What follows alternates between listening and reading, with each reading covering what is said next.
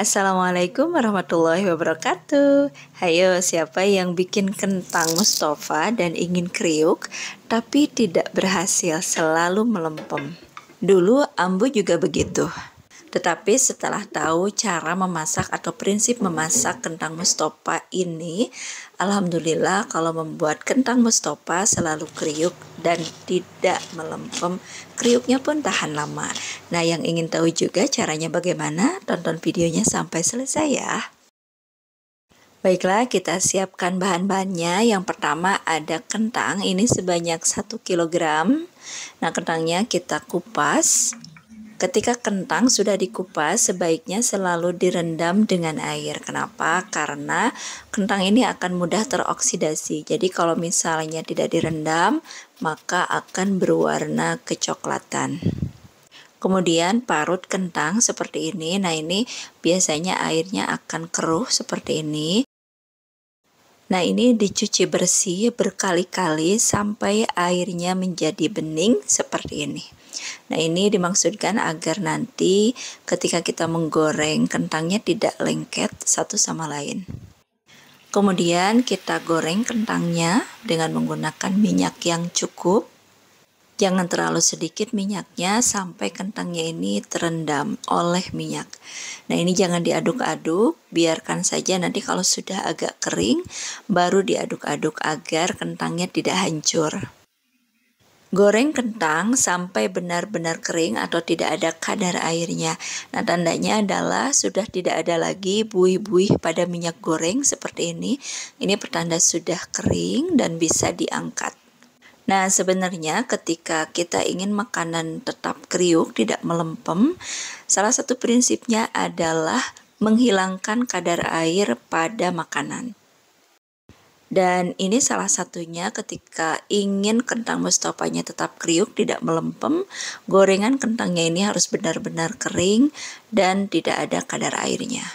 Lalu untuk pelengkapnya bisa ditambah dengan kacang tanah seperti ini, ataupun mungkin kalau misalnya ingin ditambah dengan teri, atau bisa juga dengan tempe. Sama-sama digoreng bahan-bahannya sampai kering juga.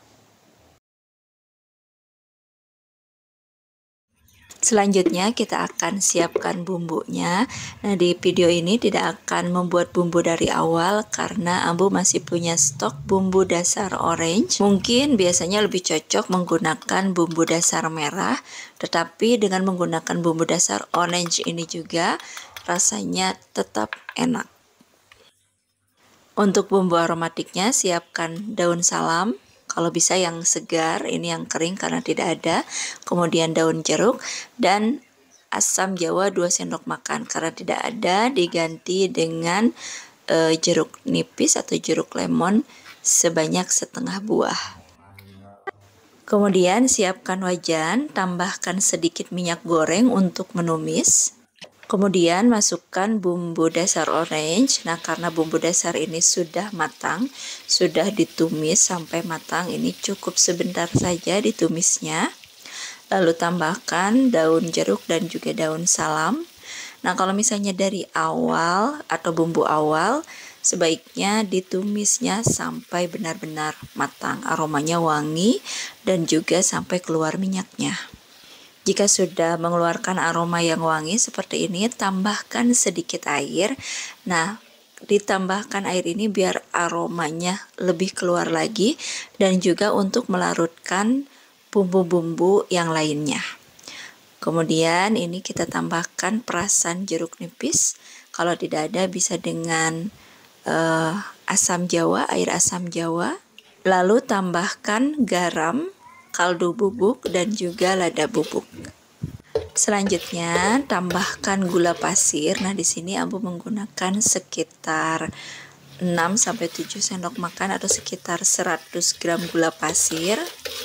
Pada bumbu kentang Mustafa atau balado biasanya Ambu menggunakan gula pasir yang cukup banyak seperti ini. Kenapa? Karena kalau misalnya sedikit gula pasirnya, biasanya nanti bumbunya akan menggumpal ketika diaduk bersama kentangnya. Nah, ini bumbunya kita tumis kembali sampai benar-benar tidak ada kadar airnya. Prinsip yang tadi bahwa ketika makanannya ingin kriuk, tidak melempem, tidak boleh ada kadar air pada makanan tersebut. Jadi kita tumis sampai benar-benar hilang kadar air pada bumbunya ini. Salah satu tandanya adalah ketika bumbunya ini terpisah dengan minyaknya seperti ini dan juga terbentuk karamel.